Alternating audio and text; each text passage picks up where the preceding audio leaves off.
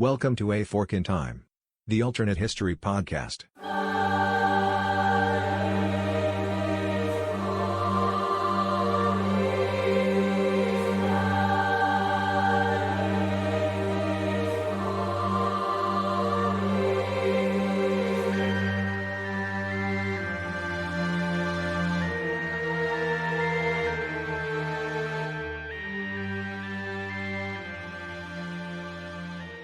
Welcome back to A Fork in Time, the alternate history podcast. Don sitting in the host chair today, flying the What If machine solo on what will be a quick little hit today.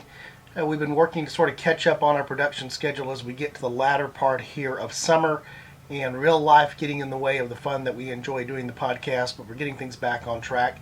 But we're going to look today at a little exercise that's not important history in the sense of the types of things that we do here, but I think it's somewhat significant in terms of modern pop culture, particularly American pop culture in the last 20 years and music culture in the United States in the last 20 years.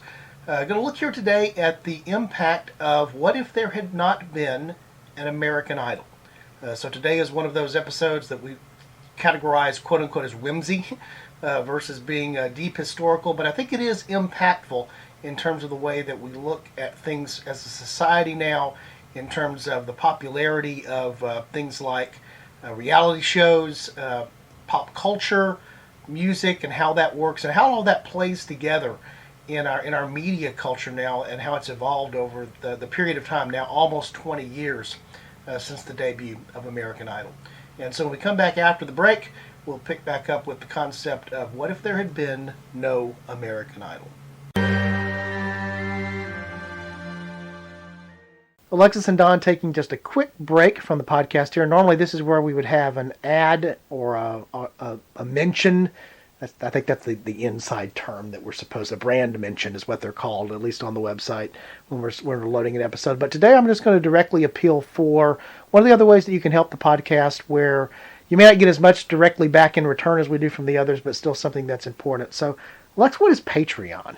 So Patreon is a platform where actually you can go and support the podcast that you love, including A Fork in Time. Yeah, and it's not just podcast there. Patreon is probably the number one platform for artists and folks who have various things to be supported on. So podcasts frequently are there, but it can be YouTube channels, it can be the other things that are there. But basically it's your opportunity to become a subscriber or a patron, hence Patreon, for the show. So here at A Fork in Time, we do have a few patrons, and we appreciate them. It doesn't cost a tremendous amount of money to put on a podcast, but it does cost money. And so over time, one of the ways that you can help us defray the cost of the podcast, we've been able to use some of the money to upgrade the equipment that we use. Hopefully you notice that from time to time, is actually by supporting us on Patreon. So Alexis, how does someone find how to support us on Patreon? Just go to the link in the show notes. You'll see a Patreon link and click on that and you'll get all set up. Yeah, the other place you can go is actually to our website, which is www.aforkintimepodcast.com. There's a Patreon link there, as well as other non-monetary ways that you can support the show. Alexis and I have said this a number of times. We did not start a podcast to retire on. It's not that lucrative, particularly not a niche podcast about alternate history. But still there are costs in doing that. So if you can help us out either through financial or non-financial means, we certainly would appreciate it. And we appreciate, again, the fact that we have built a global audience of what we think of as being our little community. And so we invite you to be part of that. Anything else you want to say about that, Lex? Just thank you. Thank you. We appreciate it. Thanks for joining us today on A Fork in Time, the Alternate History Podcast. And again, we're heading down one of our more whimsical kind of what-if paths today, as I'm going to fly this brief solo episode. Probably won't give this episode justice. This episode probably deserved to have more of a panel approach to get different approaches and thoughts brought into it, but we're going to go ahead anyway. So as I introduced before the break, the concept today is what if there had been no American Idol? And American Idol premiered about 20 years ago in the United States. Premiered in the summer of 2002. And so recognizing now that there are kids in college here in the United States that definitely don't remember a time when American Idol did not exist. Of course, it went off the air for a couple of years after leaving the Fox television network here in the United States before being revived on ABC, the ABC network a couple of years ago. But it's actually interesting to think about what a cultural phenomenon American Idol was and how it changed things in the music industry that I think arguably can be said to have changed television in a major way. And as a result of changing music and television, you do have an impact certainly on popular culture in the United States and also globally. There wasn't just an American Idol, there were idols that popped up all over the world. In fact, American Idol itself is an import from the British show Pop Idol. And we'll talk a little bit about that, or I'll talk a little bit about that as we move through this episode and how the show came to be and thus its influence. But it actually, when you have an impact on music, when you have an impact on television, again, you're certainly not only impacting popular culture, but once you've impacted popular culture, you're impacting culture in general. So whether you think those changes would have happened anyway, whether you think they are incredibly consequential, maybe you think that it's trivial, the things that go on in the area of pop culture and how they influence culture, there is no doubt that there was an influence and things would have been different. Even if something like American Idol had come along, things would have been different without American Idol. And so that's what I want to explore today is what if there had been no American Idol? Perhaps a good place to start is to sort of put things in the context of a culture, particularly the television culture of that time. American Idol falls when it premieres in the summer of 2002, and I think it's important that it's a summer sort of fill-in series. I'll talk about that a little bit in terms of then how it transforms and how it morphs. But this comes on the heels about 2 years after the success of a show on CBS television here in the United States called Survivor. It's also interesting to me as I look through the history of television shows just in general and other things as well. Music has this element as well. How often these things are imported from other sources. Survivor had not been the American version of Survivor as a reality there perhaps in air quotes as a reality television series had not been originated in the United States either. It was an import from foreign television. And of course, American Idol follows about 2 years later during the wave of, because of the success of Survivor, this idea of the television networks looking for interactive ways to maintain an audience over multiple episodes. And reality shows, particularly reality shows where there's participation by the public, which is going to be one of the elements of American Idol. But reality shows over time tend to draw and maintain an audience because they are a continuous narrative that goes from episode to episode. If you think about most drama on TV, situation comedies, a lot of shows, yes, there may be story arcs that go over time, and so there's a benefit from being a regular viewer of the show. But something gets lost very often in the sense that each episode can be and often is a standalone episode. So frequent viewers understand the characters and maybe understand some of the things that are brought in. But someone who has sort of never seen the show before can watch an episode of most of the 1 hour dramas that appear on TV as a self-contained unit. They may not enjoy it as the same way as a regular viewer was, but it's a contained element there. That's not true necessarily of a reality show, a reality competition show in quite the same way. And so Survivor once again showed the evidence of the benefit of building an audience over time towards a finale. In this case, there's no audience participation because what's going on in Survivor are the contestants, the participants on the show, are voting and deciding who remains on the show. So there was no direct audience participation, but the concept remains the same. So when you come along to American Idol as a fill-in show being brought over after success in the United Kingdom, for a show called Pop Idol, American Idol fits in as a summer replacement. And it's an interesting thing to note that, that concept still exists to some degree in terms of the American television season roughly running from the fall through the spring, but that has become a little bit more loose and lessly defined in terms of having a larger channel universe, the cable universe, the satellite TV universe, where there's not just 3 or 4 major networks that are dominating the content in such a way that they dictate the schedule and they dictate their quote-unquote seasons with the start of new shows traditionally in the fall running through to the spring. But even in that environment, and even so today, there's often a use inside of the network television of things that fill in over the summer. Normally that comes in the form of reruns, knowing that the audience is less available because of vacations and travel, and just the nature of what summer is means that you're less likely to have strong ratings than you are during the fall, winter, and spring, when because of weather conditions and when because of the regularity of the education system, of school season, etc., that you're able to have a more stable audience from week to week. And you want a stable audience because it's all about advertising revenue. And so during the summer, a common trait of many of the major broadcast networks were to do reruns or to do things that were short-lived, that were sort of fill-in types of things. And so American Idol fits this description. The first season of American Idol runs for a very short period of time, just several months, beginning in June of 2002. And the concept is brought over almost directly intact from what it was on Pop Idol in Britain, which is that they're through a series of auditions, these particular contestants are found who have talent. They compete against each other by singing, and then the viewing audience votes on them, and the one receiving the lowest votes, or multiple ones receiving the lowest votes, are eliminated from the show until you eventually get down to a head-to-head competition between two contestants for the winner. Along the way, there are a panel of judges who have some expertise or knowledge or understanding that are providing feedback to the contestants, but are also serving as a catalyst to guide and, in some cases, antagonize the audience. Of course, one of the unique elements of American Idol is not only were the contestants on the show to become popular, but the judges themselves. And except for one of the judges, in the initial version of American Idol, that would be former pop star, singer, dancer Paula Abdul. She would have been known to a great deal of the public going back to the mid to late 80s and then through the early part of the 90s when she had some commercial success as a recording artist and as an entertainer.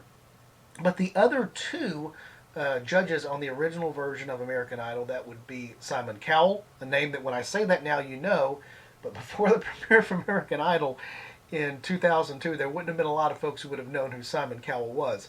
By the end of that first summer run, everybody knew who Simon Cowell was. He was the acerbic, critical, controversial foreign judge, in this case the British judge who was on the American Idol TV show.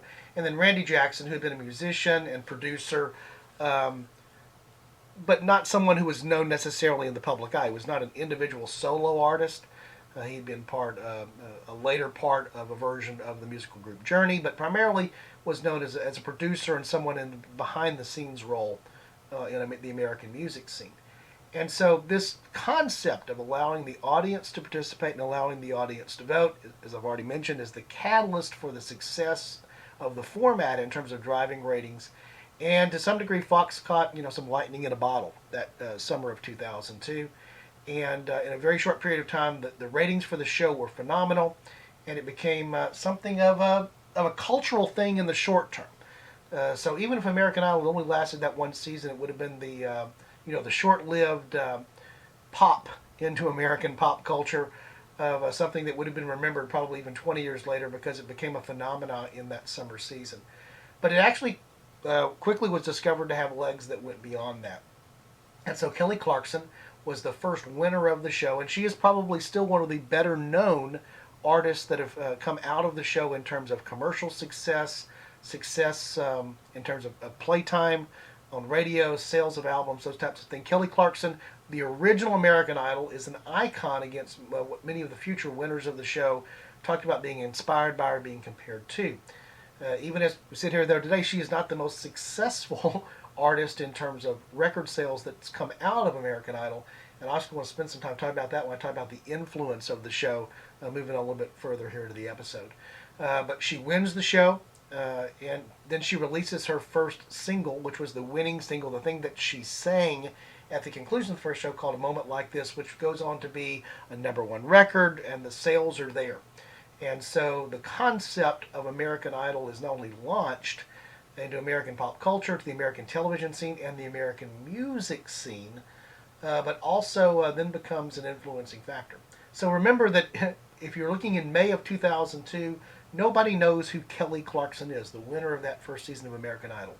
Mere months later, not only does America know who Kelly Clarkson is, and sort of feels like they know her better because they watched her evolve over this short-lived series, over the competition show. But they have been a part of seeing that she wins the show, and she is launched into immediately being able to release an album where she was not an artist that's known before, that rises very quickly to the top of the charts, and then is able to follow that up. Actually, she didn't even release an album, she released a single. She's able to follow that up very quickly with an album that has success, and so a major artist on the American pop music scene is born in a very short period of time. When we're talking about what if there had been no American Idol, I think we would have seen the continuation of what had been the system that American music brought artists to fore before that. Prior to that, the way that you actually became someone who was played on the radio, who released albums, was you came through the system of the various music production companies. So you're dealing with record companies.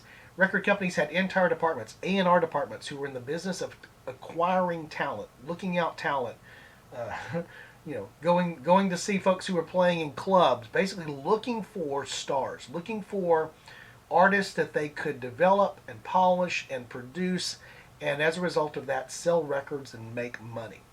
And so, prior to American Idol, while there are exceptions to this, crossover artists, for example, from television, who also did something in music, or other things like that, most of the way that the music business worked where things were driven by and were under the control of the record labels. It would only be artists after they had grown to a certain popularity and certain following that had the ability to either break away, form their own label, or be independent from their label. But basically every musical artist, songwriter, anyone that was in the music business was looking in some way, shape, form, or fashion to get a record deal.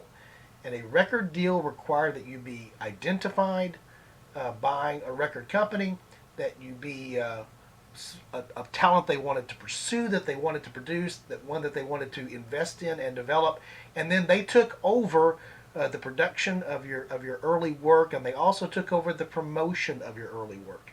And so while there were and still are tons of talented musicians and singers and songwriters, not only in the United States but worldwide, that are at least as talented, many would argue, or even more talented than many that we know as a result of popular culture, it becomes a case of, were you discovered? Artists, singers, songwriters, musicians are looking to be discovered because you needed to be discovered in order to be brought into this system and thus have a chance to be prolific in the music industry. American Idol, one of its major influences, so if there had not been an American Idol, that process would have likely continued for some time into the future, whether that's years or decades, or whether that would still be the way that things work today. Probably not. We'll talk a little bit about another phenomenon I think that plays with this.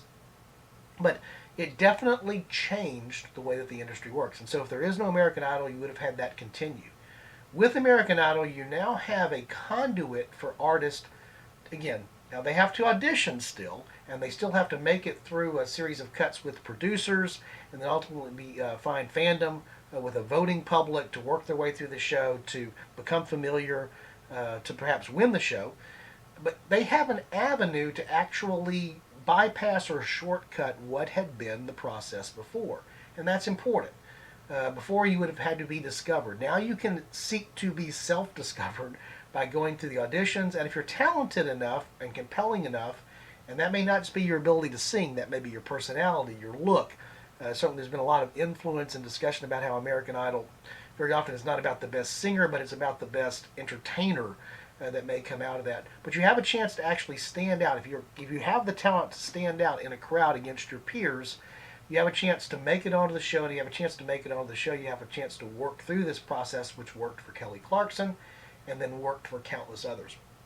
And in fact, one of the interesting phenomena of the show is even the non-winners who stuck around long enough to get attention and to get recognition often went on to having some success. Not every name that you know from American Idol, and I could go through and just run off the list here, was the winner of the show. In fact, in many years, the artist that has come to sell the most records, the artist that's become probably the best known, was not the actual winner that year of the show. And so winning was important, but not every winner has gone on to have a stellar music career, especially as there are now a list of 19 winners that have won over the course of the show's 2 iterations. But many times it was the artist who stuck around long enough on the show to get recognition, who didn't gain widespread popular support or just wasn't popular enough to garner the votes for whatever reason, but they were noticed by other music executives and realized that this allowed them to shortcut even that process of finding the next star. The one that really jumps out to me is Jennifer Hudson. Jennifer Hudson has gone on to a tremendous amount of fame, including an Academy Award win for participating in a musical. Jennifer Hudson did not win her season of American Idol, and yet she has had a stellar career. She continues to have a stellar career, even though she was not the winner of that particular show. But I think it can be well argued that if there had been no American Idol, it's doubtful, it's not impossible certainly, but it's doubtful that someone like Jennifer Hudson might have been recognized, might have been discovered by the record labels as they existed at the time, or other types of talent scouts looking for an actress who could sing, that type of thing. She has an opportunity that exists that if there is no American Idol, we probably would not know the name Jennifer Hudson today or the talent that she represents. And you can say that with a pretty long list of folks, so much so that I don't even want to get into that list here because I will overlook somebody, or somebody will go missing. But that's the impact of the American Idol experience, and thus if there had been no American Idol, that wouldn't take place. The other thing that I think we can say about if there had not been an American Idol is that the nature of reality television and competition shows on television that certainly might have come to be. Again, Survivor had already existed there, but in terms of doing something that is interactive week to week with the public, and all the various ways that you can play that together from a media standpoint would also have been missing. So if there is no American Idol, there's a host of other shows that have come along that were also competition shows with public voting. Even today, there's shows like The Voice, which competes with American Idol. In fact, Kelly Clarkson, the original winner of American Idol, is a judge on The Voice. To show how these two things go together. But other types of shows as well. Dancing with the Stars. Again, we could go on and list a large number of these competition reality shows that have come to be as a result of the American Idol experience. One of the other phenomena that came as a result of American Idol, I think that's important to note, is the idea, which had already existed, this was not new, but sort of was able to go to new levels, the idea of cross-promotion by the commercial sponsors. So, for example, the Ford Motor Company and Coca-Cola in the early days of American Idol. And understand, for its first 8 seasons, American Idol was the top-rated television show on TV. And so its ability to command top dollar from advertisers, to be literally a cash cow for Fox, as they used it from their January through May period. So they were able to use it during 2 of the sweeps periods, which are used to set advertising rates. The way that they were able to convert the popularity of the show into advertising revenue by having these special direct sponsors. So, for example, in the early years, Ford was a major sponsor. For example, the contestants waited around in the Ford Lounge or the Ford area backstage when they weren't actually performing, and that was a prominent thing. I remember one of the things about that show in particular is like there was a coffee table that had like a tire with a glass top. Again, because Ford was there. Coca-Cola was the soft drink sponsor, and so you could see Coke adorned, logoed drinking glasses there on the judges' table with whether they had Coke in them or not didn't matter. Coke was the visible thing that was on the outside.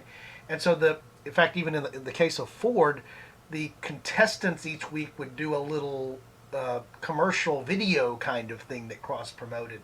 And so one of the things that American Idol had an impact on, and thus if there is no American Idol, is accelerating this idea of how you could use a reality competition, public voting television show to connect with sponsors in a way that the sponsors achieve sort of a unique benefit from having done so.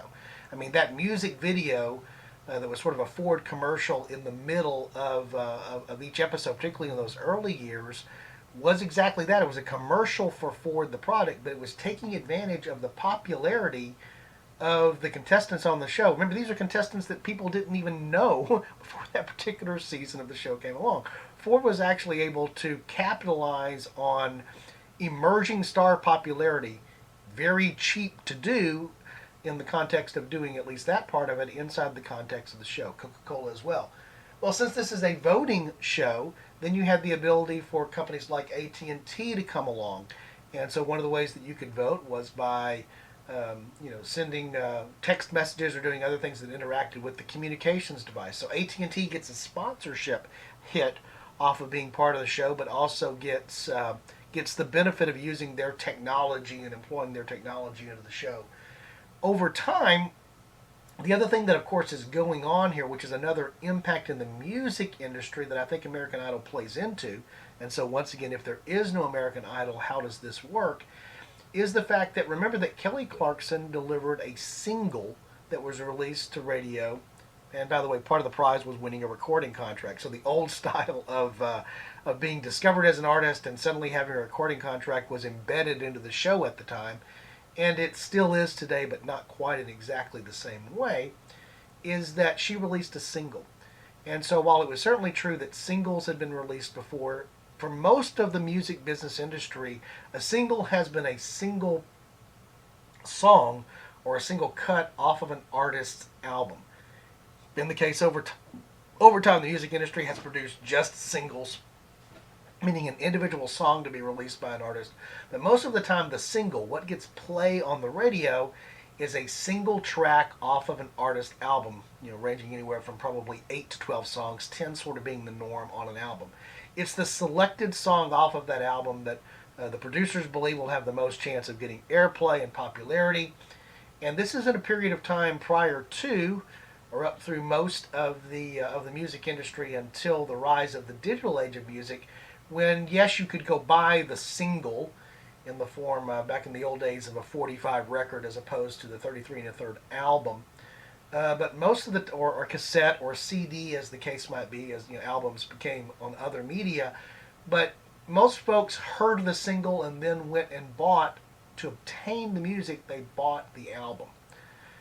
So it was converting one song into having you buy 10. Maybe you'll like the other stuff, and eventually those will be released as singles as well to attract other listeners, particularly if there's diversity on the album. But the single was a means to sell the album, the larger unit. I like the one, okay, you're going to buy the other 9 as well.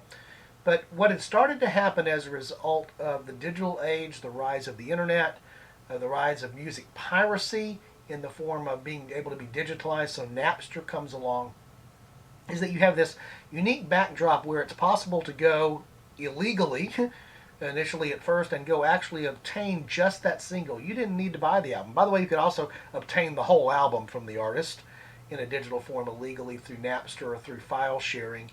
But eventually as Napster is shut down and that converts to being a true commercial authorized version of being able to access music digitally, as we have the rise of iTunes, and particularly with Apple. So this comes along in just a few years directly after the premiere of American Idol.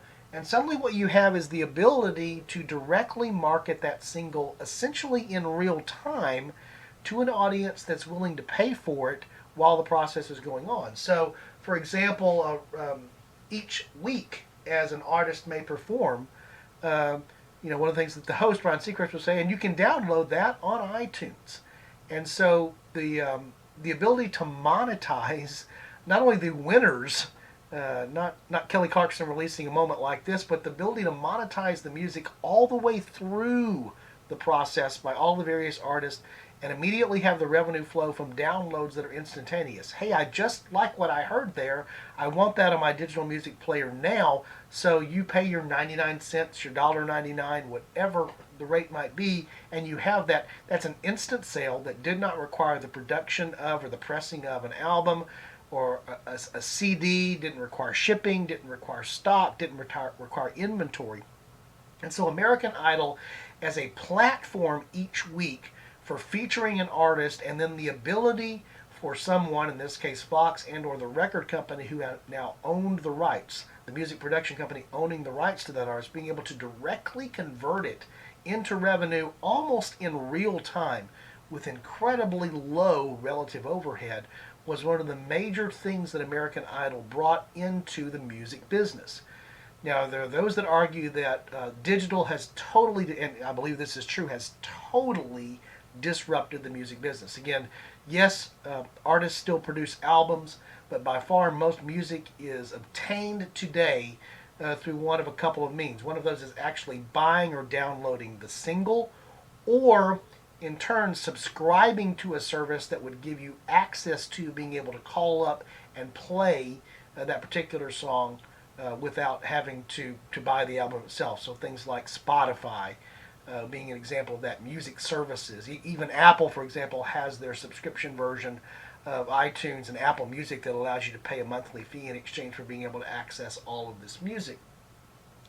I would argue that much of that came to be and would have come to be over time because of technology. The internet and Napster, the rise of Napster and the rise of digital music was already morphing the music industry into that. But when you marry that with a format show like American Idol that allowed that to be promoted and to be accelerated, American Idol, I believe, becomes a catalyst for how that works on a weekly basis. And again, with not just with an established artist, which is where this digitalization was definitely going to go and has gone, but even with new artists as a way of launching them, and launching them in a cost-effective way that's still profitable for everyone that's involved in the transaction. American Idol is an important catalyst for that.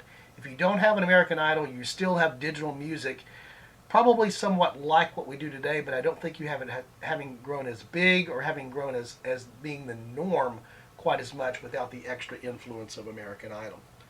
One of the other, I think, interesting things that's a what if about American Idol is how it brought, I think to some degree, country music more into the American music mainstream. I happen to grow up in the American South/West, uniquely positioned here in Houston, Texas, where we sort of sit on we're sort of a southern city, but we're also a western city.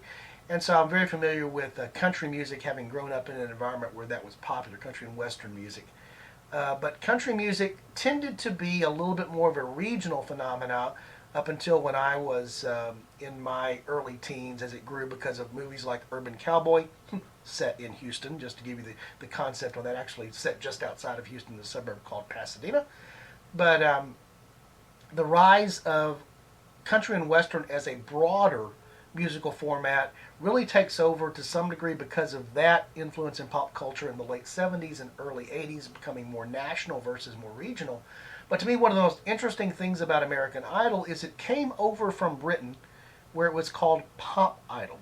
And I think definitely it was the case, and the thinking was in the early days of American Idol, and Kelly Clarkson represents this, and some of the early winners, Fantasia Barrino, for example, in one of the early seasons, very much in the context of pop music, in how we think of pop music. Soul R&B can be played into that, but these are looking for pop stars. However, in season 4, the winner of American Idol is Carrie Underwood, and she is decidedly a country music act. Now, you might argue about how much country and pop music have overlapped and interfaced in the last 20 to 30 years. That's a whole other discussion, even I guess in 30 or 40 years. That's a whole other discussion.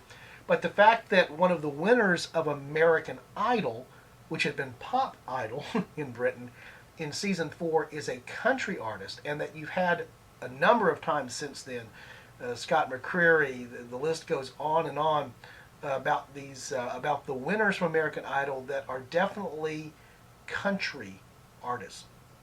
And even some of the, again, non-winners that came on to fame were also in the country genre.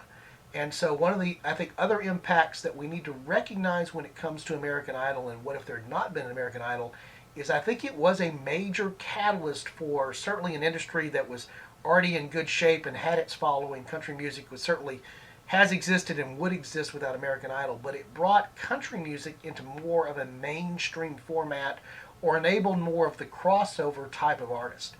Carrie Underwood gets play on quote-unquote pop radio. She definitely gets play on country radio. And even as those things, again, I've said this a couple of times, so I'll stop saying it, as they morph back and forth and they're sort of loosely defined, and artists can sort of move between the various genres, and the genres in some ways may be closer to each other, there is no doubt that American Idol launched a number of country stars.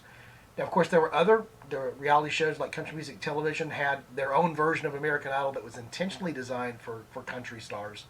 It's true on The Voice. It's true on even things like X Factor and other talent shows that aren't exclusively musically oriented but had musical acts that are part of them, is that if there had been no American Idol, I don't think you would have had quite the explosive growth of country music, and country music also sliding over into the digital age and the digital phase that I'm talking about, if it hadn't been for American Idol, and hadn't been in particular for season number 4 winner Carrie Underwood, who at this point is now the most prolific artist that has ever come out of American Idol, eclipsing Kelly Clarkson. She's sold over $100 million worth, or 100 million versions of her albums and of her songs. Massive. The other thing, also still cultural influence here. You have other artists like an Adam Lambert. So here's a very unique artist that comes along in a particular season and ends up, sort of changing and being a divisive personality, in the sense that people loved him or hate him to some degree, partly because of musical elements, but also because of culture and social elements. But then actually goes on to become the new frontman for one of the most iconic rock bands of all time. After Freddie Mercury is gone, he becomes the lead singer for Queen, because he has the voice to be able to do that type of music, to do the type of presentation that Freddie Mercury did, some of the same personality to a degree in ways. But actually you have, even because of American Idol, the ability for long-standing acts to find new blood and bring in new blood to what's there. That's the other thing I want to mention, sort of in closing here, about one of the other influences of American Idol, is the ability to restore, rehabilitate, or rejuvenate careers. If you look at the list of those who have been judges on American Idol, again, probably a whole separate episode could be devoted to what if there had been no Simon Cowell and the impact of that, and we may actually do that at some point down the road, because I think it would be an interesting thing to explore from the judge side. But most of the judges over time came to be, there were still some other musical producer types, sort of the Randy Jackson-ish type of thing that they did in the first couple of years. But for the most part, moving forward after that, it became artists that were looking sort of Paula Abdul-ish, in the sense of revitalizing their careers, revitalizing their notice. One example that's there is Jennifer Lopez was a judge on the show for a couple of years. And what's interesting to know about J-Lo is that she had been dropped essentially by her record label less than 2 years before her appearance, or about the time of her appearance as a judge. Within 2 years of being a judge on the show, she had gone from being dropped by her record label and perhaps moving off of the popular culture scene in terms of being an active element of what was there. Because of that, 2 years later, she's on the Forbes list of the 100 most influential entertainers. Why is that? Because she's a judge on American Idol when the show is still popular enough that it gives her visibility, it gives her credibility, exposes her potentially to a whole new set of fans that didn't exist before because of the viewership of the show, and so the ability to relaunch or restart a career. And you see this a couple different times. Steven Tyler from Aerosmith fame, who's a judge for a couple of years, Aerosmith had done its thing for a long time, but he sort of reinserts himself into popular culture as a result of what's there. And then again, mentioning this country influence over time, eventually they do bring along artists that had been primarily known in the country genre, including today. The current version of the show as it exists on ABC has Luke Bryan as one of its judges. He is a country star, bonafide country star. It also has Lionel Richie, a bonafide going back in time pop star. The other one that's there is Katy Perry, who definitely is a more modern pop star. Now, you might argue that in some ways it's just another avenue for Bryan to continue his career. For Lionel Richie, it's a chance to rejuvenate his presence in the American movie culture and music culture. And in the case of Katy Perry, who's already a major star and significant, it's a chance for her to extend who she is even further. In fact, one of the things with ABC relaunching the show is they paid her a staggering amount of money to be a judge, because they needed, in some ways, the credibility and the notice that would come with that to relaunch the show. And the show has gone back to a level not quite what Fox enjoyed, but substantial enough that the show is being renewed and is in a second life. And so again, what if there had been no American Idol? There wouldn't have been this mechanism, as easy a mechanism, for previous music stars, for other musical influences to find a way back into being in front of the American public. In fact, one of the common things that happened on that show and continues to happen on that show is you have artists that are affiliated with the record labels, or they just basically work their way through for this reason to appear and do a guest appearance on the show, either as a quote-unquote mentor, so they're seen throughout the entire course of that show interacting with the contestants, or to do a special performance. Why are they doing that special performance? You hear it at the end of every time the special performance happens, because they're dropping their album or their single. It's a promotion. It's an advertisement for who they are inside of American Idol. And so that concept of, again, going back to what I talked about with Ford and with Coca-Cola and with AT&T and all of the other various companies that utilize this format and utilize this show from an advertising standpoint, you see that going on with individual artists who understand this is a place to get noticed and seen and have a better chance of success that's not dependent upon radio airplay for that single.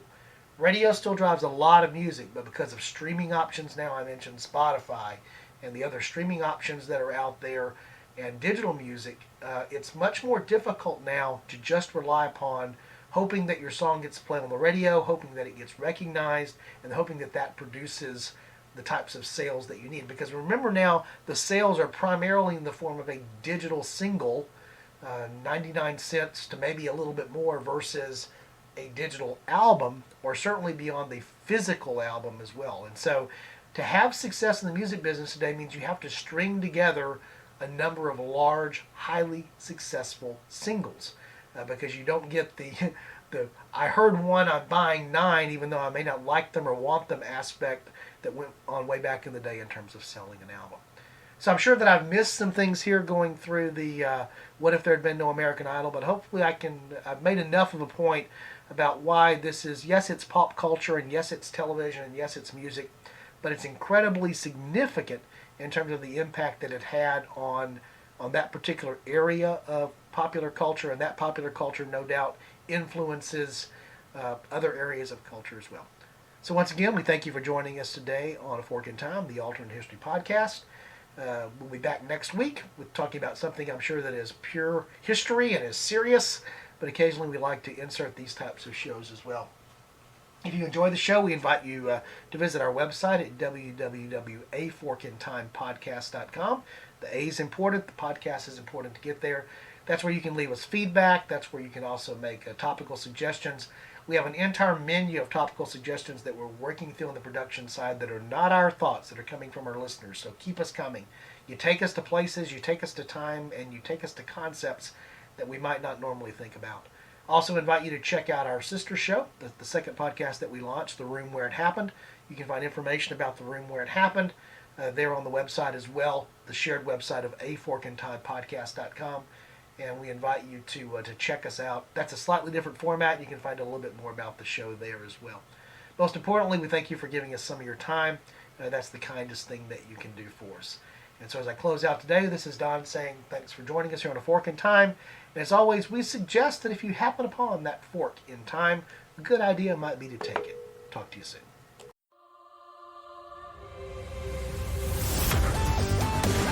Thanks for listening to A Fork in Time, the Alternate History Podcast. Learn more and provide feedback by visiting our website at www.aforkintimepodcast.com. Connect to us on Facebook at facebook.com/aforkintime, or follow us on Twitter at AFIT Podcast. If you want to support the show financially, visit our Patreon page at patreon.com/aforkintime. We hope you will join us next time.